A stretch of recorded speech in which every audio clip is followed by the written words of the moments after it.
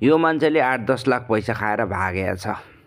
पेनाङबाट मलेसियामा काम गरिराख्दाखेरि साथीभाइ यताउता सङ्घ संस्थासँग दरो लोन लिएर है सापट्टि लिएर समथिङ नेपालको 10 लाख जति कुम्लाएर अहिले टाप भागेको छ।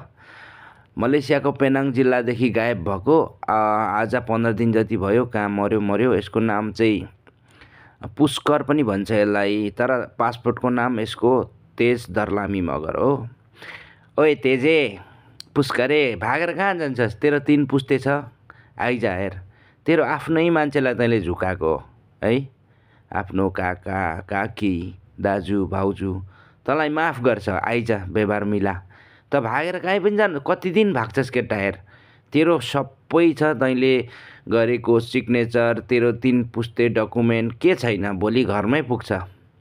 यसको ठ्याक्कै जन्मथलो र अहिले बसोबास गरेको ठेगाना चाहिँ सर्लाही राजघाट लक्ष्मीपुर 2 र अहिले चाहिँ काठमाडौँमा बसोबास छ भन्ने पनि सुनियो झलक झुलुक है। केटा जहाँ छस् पुष्करे त फर्केर आइजा, कन्ट्याक्टमा आइजा। त्यो ठुलो होइन पैसा होइन, त भोलि बिजोक हुन्छस्।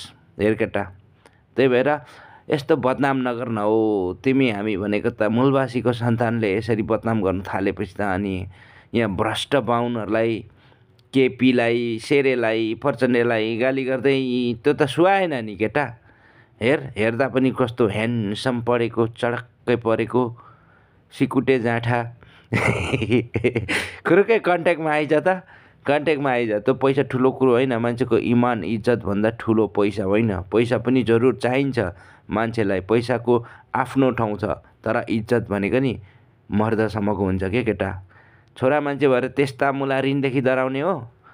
ऋणदेखि डराउने छोरा मान्छे भनेको कहिले काम लाग्दैन है। त्यही भएर केटो फर्केर आइजा। अब तँलाई धेर के भन्नु, त कससँग कन्ट्याक्ट गर्नुपर्ने सबैको कन्ट्याक्ट तँसँग छ है। खुरुक्क। र साथीहरू मलेसियामा जति पनि हुनुहुन्छ सेयर गर्नु होला यो भिडियो, र यो सँग सङ्गत गर्दै हुनुहुन्छ भने जोगिनु होला। यो गयो भने अब अहिलेको बेलामा है कि त सेक्रेटरीमा हो कि चाहिँ माथि डाँडातिर पुगेको होला कता सब्जी रोप्नलाई। अब अरू विकल्पै छैन यसको है। त्यही भएपछि साथीहरू यो भिडियो तपाईँको स्क्रिनमा आयो भने सावधान रहनु है। एकचोटिको चोर 100 चोटिको चोर, यसले बिताउँछ नि फेरि। यो खेलाडी हो नि फेरि।